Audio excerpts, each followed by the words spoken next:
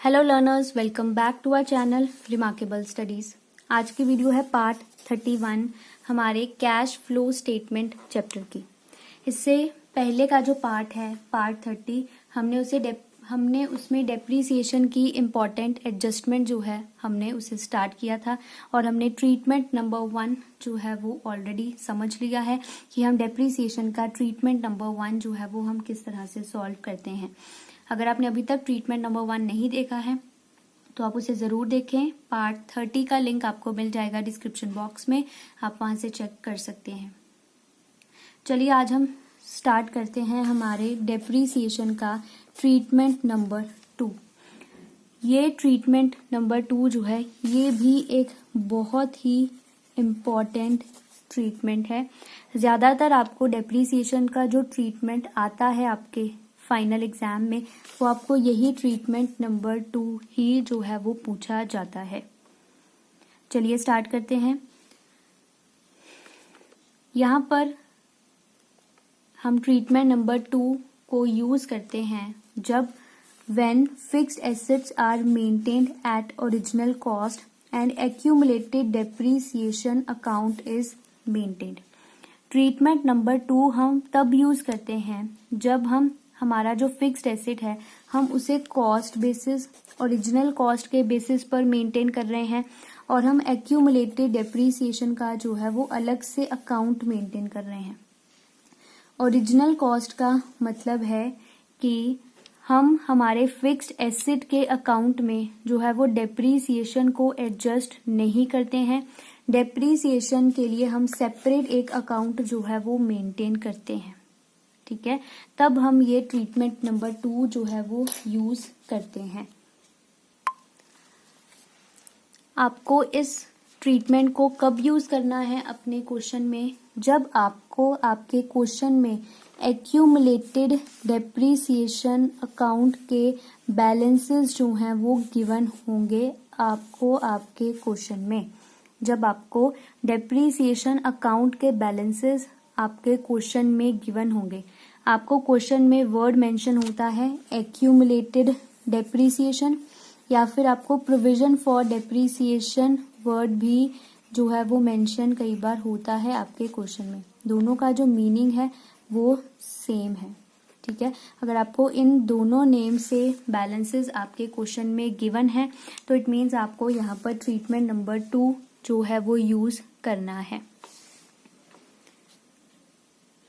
Second treatment solve करने के लिए आपको जो है वो 2 अकाउंट्स टोटल जो है वो मेंटेन करने पड़ते हैं। एक आपको फिक्स्ड एसेट का अकाउंट बनाना पड़ेगा और इसके साथ आपको एक्यूमुलेटेड डेप्रीसिएशन या फिर आप इसे प्रोविजन फॉर डेप्रीसिएशन भी जो है वो कह सकते हैं का सेपरेट अकाउंट जो है वो मेंटेन करना पड़ेगा। ये अकाउंट काफी सिमिलर है जैसा हमने लास्ट पार्ट में समझा था। चलिए स्टार्ट करते हैं। सबसे पहले फिक्स्ड एसेट का अकाउंट बनाने से पहले मैं आपको एक्यूमुलेटेड डेप्रीसिएशन का जो अकाउंट है उसे एक्सप्लेन करती हूँ। ये मैं आपको ऑलरेडी लास्ट पार्ट्स में भी समझा चुकी हूँ, एक्सरसाइज के क्वेश्चन में भी, कि हम एक्यूमुलेटेड डेप्रीसिएशन का अकाउंट किस तरह से जो है वो हम प्रिपेयर करते हैं। एक्यूमुलेटेड डेप्रीसिएशन जो है हमें लायबिलिटी साइड पर जो है वो गिवन होती है और ये एक तरह की प्रोविजन है, तो इसका जो है वो क्रेडिट बैलेंस होता है जिसकी वजह से ये क्रेडिट साइड से स्टार्ट होती है। तो हम यहाँ पर लिखते हैं by balance brought down, by वाली साइड से शुरू करते हैं और ये होता है हमारा ओपनिंग बैलेंस। उसके बाद हम यहाँ पर लिखते हैं टू बैलेंस कैरिड डाउन, ये है हमारा क्लोजिंग बैलेंस, ठीक है। बाय वाली साइड आएगा हमारा ओपनिंग बैलेंस और 2 वाली साइड आएगा आपका क्लोजिंग बैलेंस। उसके बाद मैंने आपको बताया था कि हम बाय वाली साइड पर जो है वो मेंशन करते हैं बाय प्रॉफिट एंड लॉस, ठीक है। ये होती है हमारी डेप्रीसिएशन, ठीक है। ड्यूरिंग द ईयर हम जो डेप्रीसिएशन चार्ज करते हैं, इट मीन्स पूरे एसेट के ऊपर जो है वो हमने कितनी डेप्रीसिएशन जो है वो चार्ज करी है वो हम यहाँ पर जो है वो नोट डाउन करते हैं। Depreciation during the year. उसके बाद अगर आपने अपने एसेट का कोई भी पार्ट सेल किया है, अगर आपने अपने एसेट का कोई पार्ट सेल करा है तो इस अकाउंट में एक और आइटम आपको लिखनी है, ठीक है। और वो आइटम आपको लिखनी है 2 वाली साइड पर, ठीक है। अब आपको उस एसेट का, उस आइटम का नाम क्या लिखना है, वो आपको उस एसेट का नाम लिखना है जिसे आप बेच रहे हैं। जैसे आप कोई मशीन बेच रहे हैं तो आप यहाँ पर लिख देंगे 2 मशीन, ठीक है। फर्नीचर बेचा है तो 2 फर्नीचर, बिल्डिंग बेची है तो 2 बिल्डिंग आपको जो है वो यहाँ पर लिख देना है, ठीक है। यहाँ पर जैसे मैं आपको एग्जांपल के लिए समझा रही हूँ कि हम फिक्स्ड एसेट का अकाउंट बना रहे हैं, ठीक है। तो मैंने यहाँ पर लिख दिया 2 फिक्स्ड एसेट, ठीक है। हमने लिख दिया 2 फिक्स्ड एसेट। अब यहाँ पर हम कौन सी अमाउंट जो है वो मेंशन करते हैं, अब आपको ध्यान रखना है। यहाँ पर हम अमाउंट जो है वो मेंशन करते हैं वो होती है हमारी डेप्रीसिएशन ऑन सेलिंग पार्ट। जो मशीन का पार्ट हमने बेचा है उसके ऊपर जितनी डेप्रीसिएशन लगेगी वो आपको यहाँ पर जो है वो मेंशन करनी है। आप अपनी मशीन का जो पार्ट बेचेंगे उस बेचने वाले पार्ट के ऊपर जो डेप्रीसिएशन लगेगी वो आपको यहाँ पर जो है वो मेंशन करनी है, ठीक है। और जो अमाउंट आप यहाँ पर लिखेंगे, ठीक है, वो अमाउंट वो आपको ट्रांसफर करनी है आपके फिक्स्ड एसेट के अकाउंट में, ठीक है। वो अमाउंट आपको ट्रांसफर करनी है आपके फिक्स्ड एसेट के अकाउंट में। यहाँ अगर मैंने 20,000 लिखा है तो यहाँ पर भी हम लिखेंगे 20,000। जस्ट मैं आपको एक एग्जांपल बता रही हूँ इसका भी एक रीज़न है कि हमने इसे यहाँ पर क्यों लिखा है, वो भी मैं आपको अभी रीज़न जो है वो एक्सप्लेन करती हूँ। अब आपको यहाँ पर नेम क्या लिखना है, जो हमारे इस अकाउंट का नेम होगा। अगर एक्यूमुलेटेड डेप्रीसिएशन हमने लिखा है अकाउंट का नेम तो हम यहाँ पर लिखेंगे 2 एक्यूमुलेटेड डेप्रीसिएशन। अगर हमारे अकाउंट का नाम प्रोविजन फॉर डेप्रीसिएशन है तो हम यहाँ पर लिखेंगे बाय प्रोविजन फॉर डेप्रीसिएशन। जितनी अमाउंट हम यहाँ पर लिखेंगे उतनी ही अमाउंट जो है वो आपको यहाँ पर लिखनी है। और जो एक्यूमुलेटेड डेप्रीसिएशन का अकाउंट होता है उसमें बस यही 4 आइटम्स जो हैं वो आती हैं। इन चारों के अलावा और कोई भी आइटम आपको यहाँ पर नहीं डालनी है। सिर्फ आपको बैलेंसेस लिखने हैं, ओपनिंग और closing balance, by profit and loss, depreciation लिखना है और 2 फिक्स्ड एसेट या एसेट का नेम लिखना है। और यहाँ पर अमाउंट आपने मेंशन करनी है जो बेचने वाले पार्ट के ऊपर आपने लगाई है, डेप्रीसिएशन। अब बात करते हैं कि हम फिक्स्ड एसेट का अकाउंट कैसे जो है वो बनाते हैं। ये बिल्कुल सेम है जैसा हमने लास्ट पार्ट पे समझा था। टू बैलेंस ब्रॉट डाउन, हम ओपनिंग बैलेंस लिखते हैं यहाँ पर, और बाय बैलेंस कैरिड डाउन, यहाँ पर हम नोट करते हैं हमारा क्लोजिंग बैलेंस। उसके बाद 2 प्रॉफिट एंड लॉस, अगर हमने प्रॉफिट के ऊपर जो है वो हमारा एसेट सेल करा है तो 2 profit and loss, profit on cell. अगर हमने परचेज करा है तो 2 बैंक, आपको यहाँ लिख देना है परचेज। उसके बाद बाय बैंक, अगर आपने कुछ सेल करा है, ठीक है। और बाय प्रॉफिट एंड लॉस, अगर आपको सेल करने पर जो है वो लॉस हुआ है तो हम उसे लिखते हैं by profit and loss, loss on sale. हमेशा ध्यान रखें, आपको जब भी अकाउंट बनाने हैं तब आपको हमेशा बैंक से ही ट्रांजैक्शंस करनी है। आपको कैश नहीं मेंशन करना है, बैंक वर्ड जो है वो मेंशन करना है। क्योंकि कैश फ्लो में जब भी कंपनीज अपना कैश फ्लो स्टेटमेंट प्रिपेयर करती है तो लार्ज अमाउंट्स होती हैं, ठीक है, छोटी मोटी अमाउंट्स जो है वो नहीं होती हैं। और जितनी भी लार्ज स्केल की ट्रांजैक्शंस होती हैं वो सारी हम बैंक के थ्रू जो है वो परफॉर्म करते हैं, वो कैश बेसिस पर परफॉर्म नहीं होती हैं। तो बैंक से पास होती हैं सारी ट्रांजैक्शंस, तो हमने यहाँ पर जो है वो बैंक ही जो है वो मेंशन करना है, कैश मेंशन नहीं करना है। अब बात करते हैं कि हमने यहाँ पर एक्यूमुलेटेड डेप्रीसिएशन को क्यों ट्रांसफर किया है, इसे यहाँ पर क्यों लिखा है। अब देखिए, जब भी हम कोई भी एसेट अपना सेल करते हैं तो हमें उस एसेट की एक्चुअल वैल्यू पहले फाइंड आउट करनी पड़ती है, तभी हम कैलकुलेट कर सकते हैं कि सेल करने पर हमें एक्चुअल में प्रॉफिट हो रहा है या फिर लॉस हो रहा है। ठीक है, और एक्चुअल वैल्यू हम कैलकुलेट करते हैं डेप्रीसिएशन को माइनस करने के बाद। डेप्रीसिएशन लगने के बाद जो है वो हमें पता लगता है कि एक्चुअल में हमारा एसेट की वैल्यू क्या है और सेल करने पर हमें प्रॉफिट हुआ है या फिर लॉस हुआ है। तो मैंने यहाँ पर 2 लिखा फिक्स्ड एसेट। ठीक है, मैंने इस डेप्रीसिएशन को यहाँ पर ट्रांसफर कर दिया।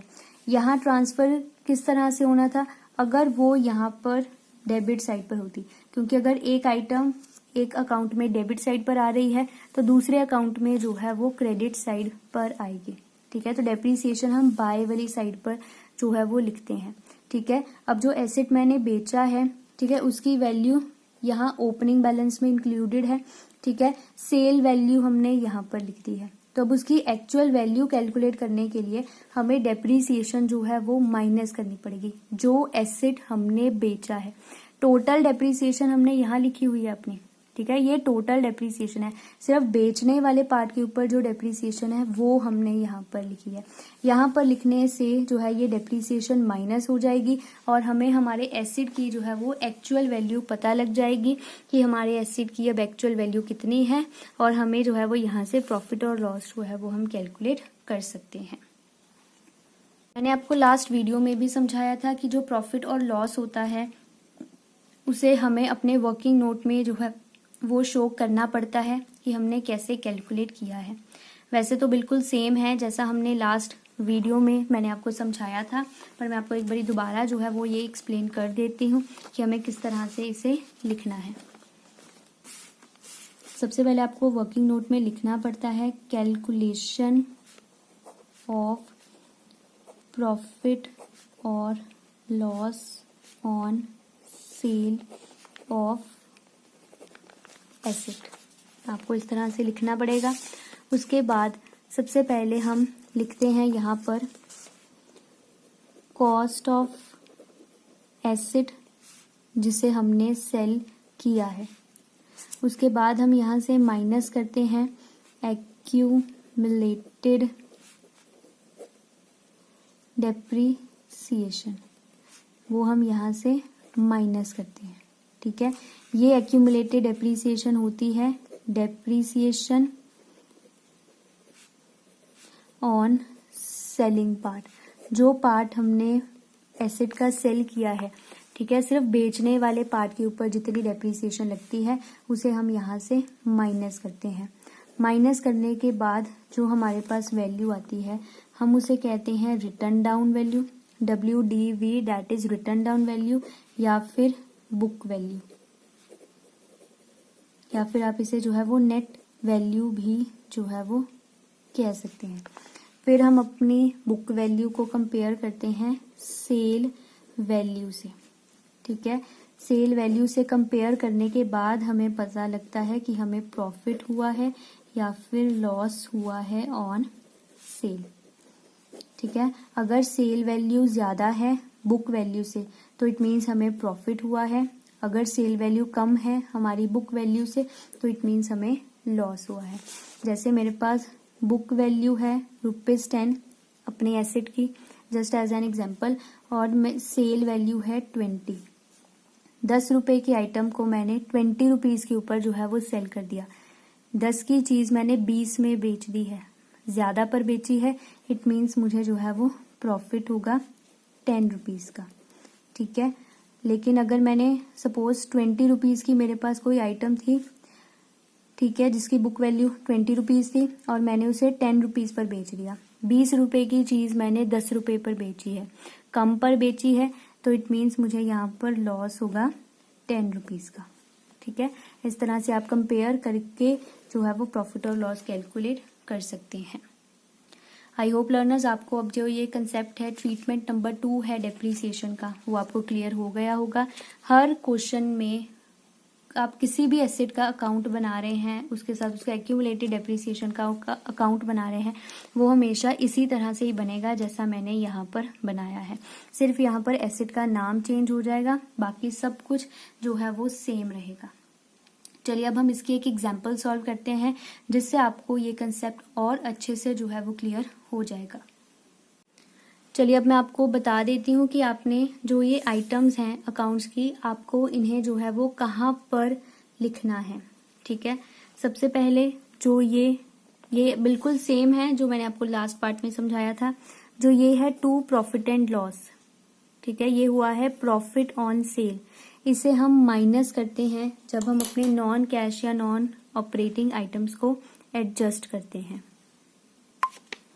मैं यहाँ पर लिख रही हूँ, आप नोट कर लें। जो आपका प्रॉफिट ऑन सेल है, ठीक है, जो आपका यहाँ पर आया है टू प्रॉफिट ऑन सेल, इसे हम माइनस करते हैं हमारी non cash and non operating items में से।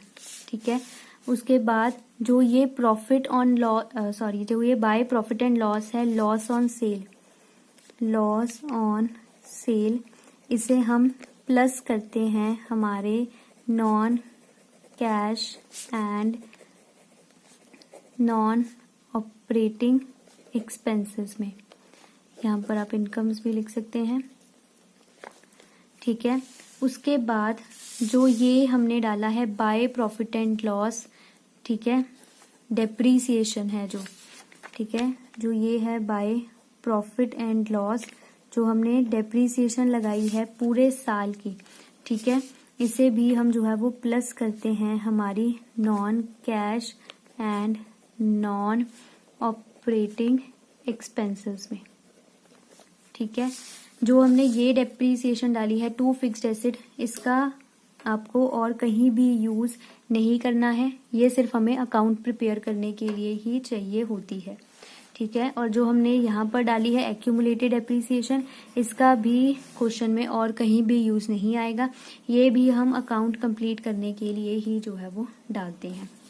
उसके बाद जो हमने यहाँ पर डाला है टू बैंक और बाय बैंक, ठीक है, जो हमने डाला है टू बैंक और बाय बैंक, ठीक है, ये हम इंक्लूड करते हैं हमारी इन्वेस्टिंग एक्टिविटीज में।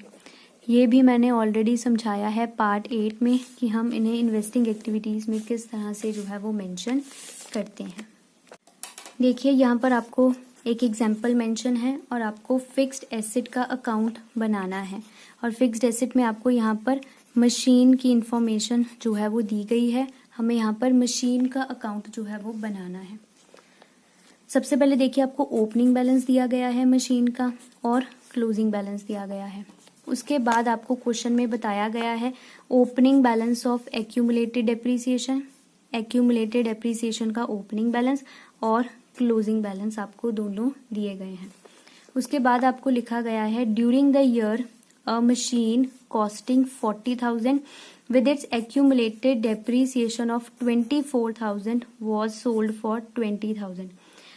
ड्यूरिंग द ईयर हमने एक मशीन जिसकी कॉस्ट 40,000 है और जिसके ऊपर हमने डेप्रीसिएशन 24,000 की चार्ज करी है, उसे हमने बेच दिया है 20,000 के ऊपर। ठीक है, ये आपको एडजस्टमेंट गिवन है। चलिए अब हम अपना जो एसेट का अकाउंट है उसे हम प्रिपेयर करना स्टार्ट करते हैं। सबसे पहले हम यहाँ पर प्रिपेयर कर रहे हैं मशीनरी अकाउंट। सबसे पहले हम मेंशन करते हैं टू बैलेंस ब्रॉट डाउन। ठीक है, यहाँ पर हम लिखते हैं ओपनिंग बैलेंस। ओपनिंग बैलेंस आपको क्वेश्चन में गिवन है 4 लाख और closing balance by balance carried down वो आपको गिवन है 4,20,000।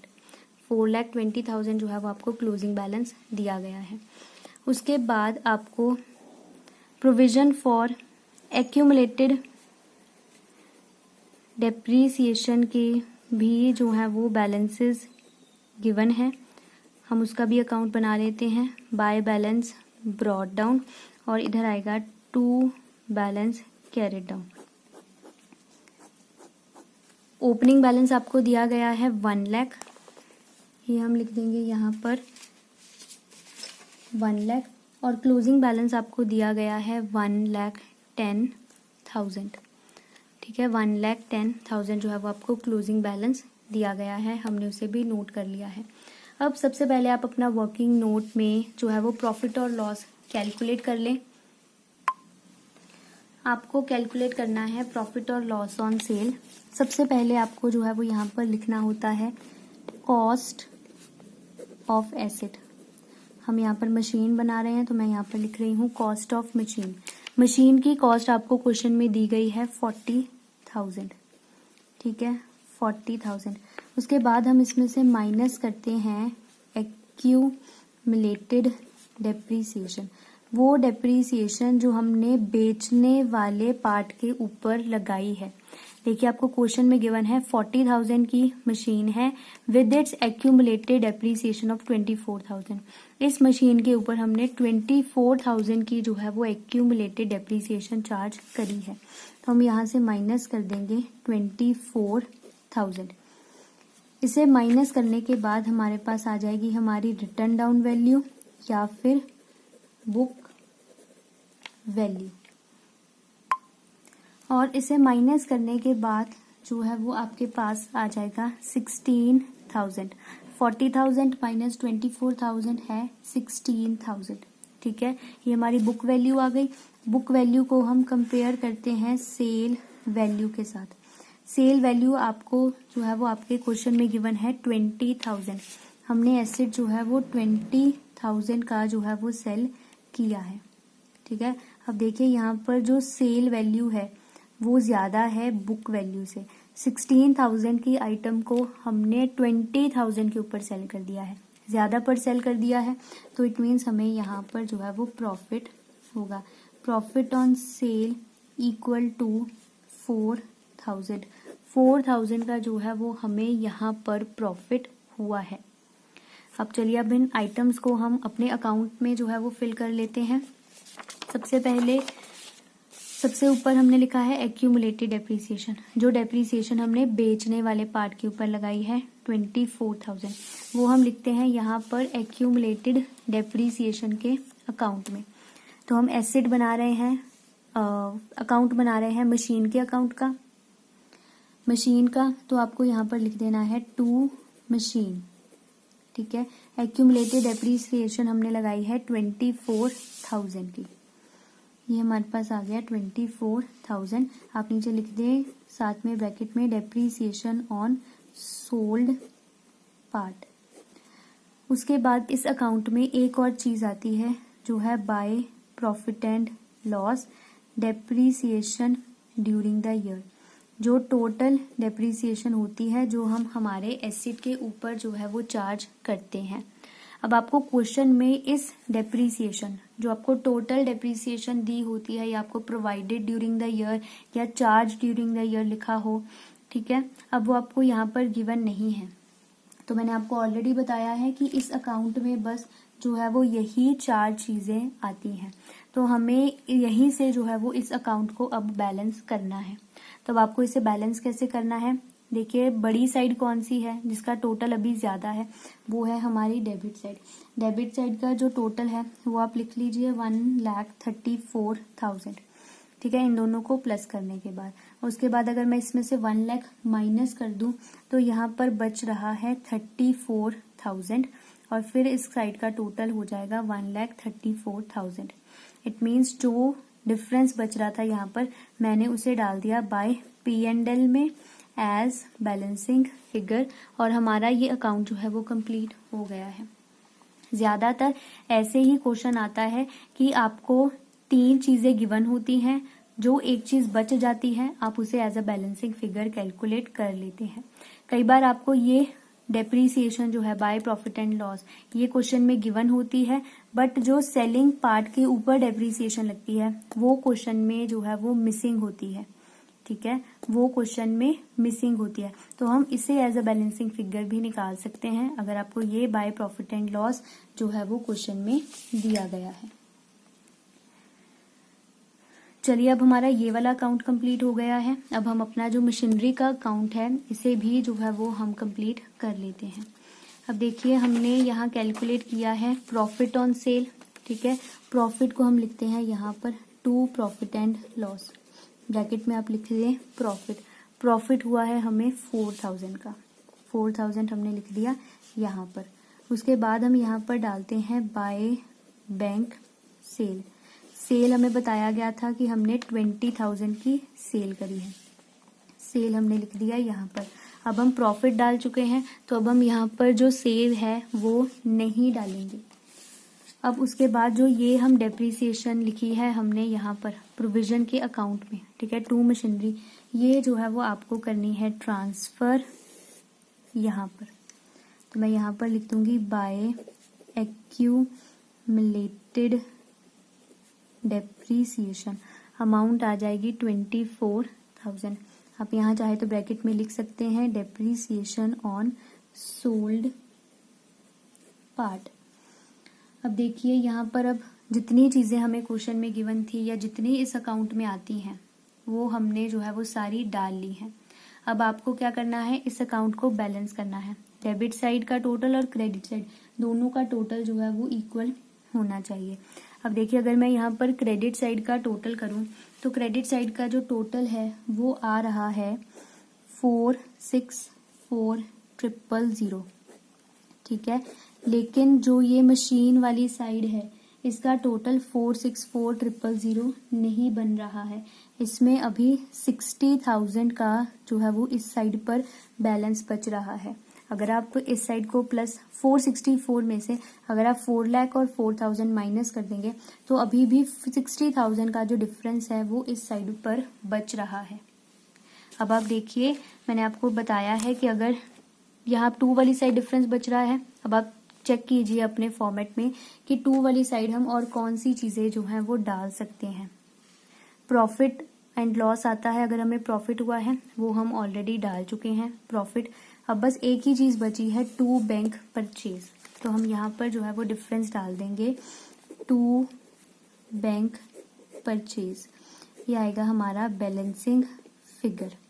और ये जो हम अकाउंट है वो आपका क्लियर कंप्लीट टैली जो है वो हो चुका है, ठीक है। आपको हमेशा कई बार अकाउंट टैली भी हो जाता है, हमें इस तरह से कुछ भी बैलेंसिंग फिगर डालने की ज़रूरत नहीं पड़ती है, पर मोस्ट ऑफ द केसेस में जो है वो हमें बैलेंसिंग फिगर जो है वो कुछ ना कुछ डालना ही पड़ता है।